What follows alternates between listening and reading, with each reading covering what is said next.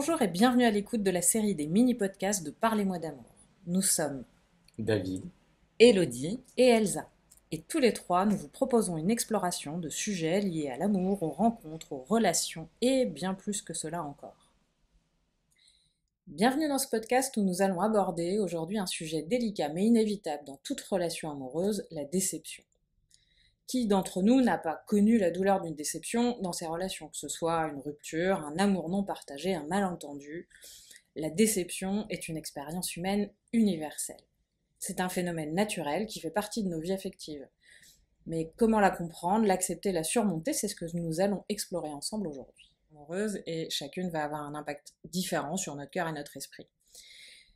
Par exemple, quand on idéalise une relation ou un partenaire, qu'on a des attentes, il peut arriver que l'autre ne soit pas parfait, ou qu'il ne réponde pas à toutes nos attentes émotionnelles, et ça peut mener finalement à une grande déception lorsque la réalité nous rattrape. On va parler d'une déception liée à des attentes non réalisées.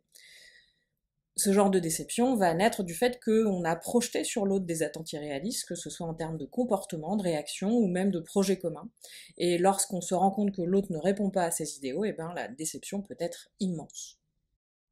Il peut y avoir aussi la déception liée à un manque de réciprocité. Il s'agit alors d'un déséquilibre dans la relation où une des personnes investit non seulement émotionnellement, mais parfois aussi financièrement, davantage dans des projets, du temps, de l'énergie, alors que l'autre ne semble pas partager cet investissement-là. Ça peut prendre différentes formes, hein. L'un des partenaires met tout en œuvre pour créer un avenir ensemble, mais ne reçoit pas le même engagement en retour.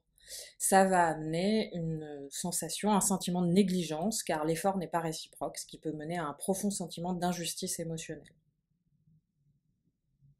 Il est possible aussi de vivre de la déception après une rupture. Et quand on traverse une rupture, cette déception peut être liée à l'idée de perdre une partie de soi-même. C'est ce sentiment quand l'autre s'en va, vraiment de manquer d'air ou de manquer de quelque chose. Mais ça peut être aussi lié au fait de réaliser qu'on a investi dans cette relation et qu'elle n'a malheureusement pas perduré. Que la rupture soit initiée par l'un ou par l'autre, il y aura un deuil émotionnel à faire. Même si c'est moi qui décide de quitter l'autre, quitter, c'est mettre fin à quelque chose. C'est aussi dire au revoir à un rêve, dire au revoir à une relation qui se concrétisera pas comme on avait espéré, et ça peut être un processus douloureux. Ça peut parfois mener à la question qu'est-ce qui n'a pas fonctionné et comment avancer maintenant. Il y aura la nécessité vraiment de prendre le temps après une telle déception. Une autre situation qui peut amener un sentiment de déception, c'est quand il y a une trahison. Cette déception est sûrement l'une des plus douloureuses parce que ça vient toucher vraiment directement la confiance.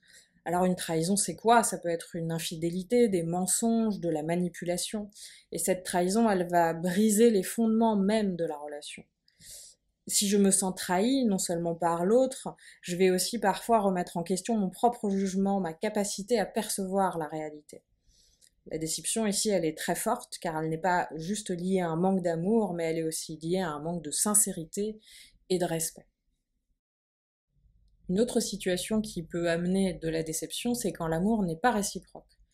Et ça, c'est un des types de déception les plus difficiles à vivre, d'aimer quelqu'un qui ne partage pas les mêmes sentiments. C'est une forme de rejet et ça va toucher profondément l'ego, l'estime de soi. Ça va entraîner des doutes sur sa propre valeur et des interrogations sur le pourquoi de ce rejet. Ça peut laisser place vraiment à une grande douleur émotionnelle, parfois difficile à surmonter. Même quand l'amour est réciproque, la déception peut venir s'installer dans une relation parce que la relation va changer, va évoluer au fil du temps.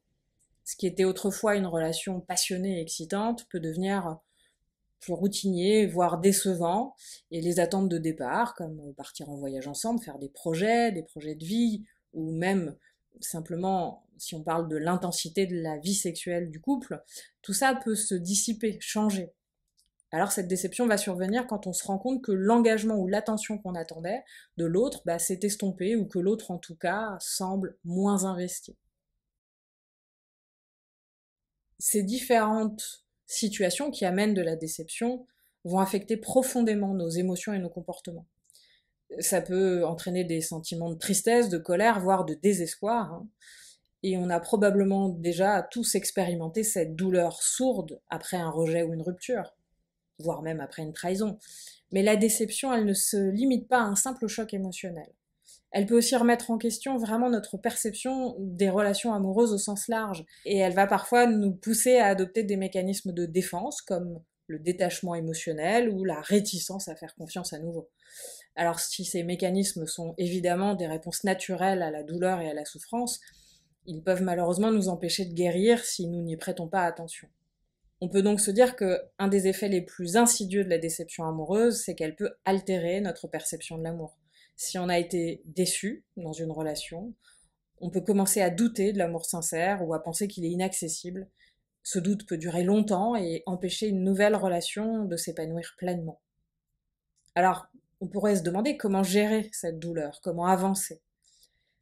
La première étape, c'est d'accepter la déception pour ce qu'elle est, une partie naturelle de la vie. Ça nous est tous arrivé et ça nous arrivera probablement encore, même si c'est dans d'autres domaines que la vie amoureuse. Ça peut paraître difficile, mais reconnaître la douleur est essentiel pour commencer à la surmonter. Ensuite, c'est important de prendre soin de soi. Se donner du temps pour pleurer si c'est nécessaire, se donner du temps pour se reconstruire et pour se détacher émotionnellement de la situation. Ça, c'est vraiment essentiel. Et puis, il peut être aussi utile pour la suite de revoir ses attentes, de les ajuster. C'est important de se rappeler qu'on ne peut pas contrôler les actions des autres, mais nous pouvons nous contrôler, et ça commence par un travail intérieur de guérison. La vraie résilience émotionnelle, c'est d'accepter de laisser la douleur s'estomper à son propre rythme, sans la cacher ni la refouler. Parfois, l'espace, la prise de recul permettent d'avoir une vision plus claire des choses et de réévaluer la situation de manière plus objective. Enfin, il nous semblait important de vous rappeler que la déception peut être vue comme un apprentissage. Chaque déception amoureuse nous apprend quelque chose sur nous-mêmes, sur nos attentes, sur ce que nous recherchons vraiment dans une relation. Et accepter cette expérience permet de mieux se connaître, de ne pas répéter les mêmes erreurs. Le chemin vers la guérison commence donc ainsi avec l'acceptation, le respect de soi. Et si vous avez récemment traversé une déception amoureuse, prenez le temps de réfléchir à ce que cette expérience vous a appris. Pour terminer, nous aimerions vous inviter à une réflexion. Posez-vous ces questions. Quand avez-vous pour la dernière fois pris l'initiative d'exprimer votre amour à quelqu'un d'important dans votre vie, ou d'être là pour quelqu'un, sans attendre de retour immédiat? Ça peut être un excellent moyen de renforcer vos liens et d'éviter des malentendus dans les relations futures. Ne pas avoir d'attente, mais avoir envie de vivre certaines choses. Être sincère, authentique et présent pour soi comme pour l'autre. Bonne réflexion à vous. Merci d'avoir écouté ce podcast et à bientôt pour un autre épisode.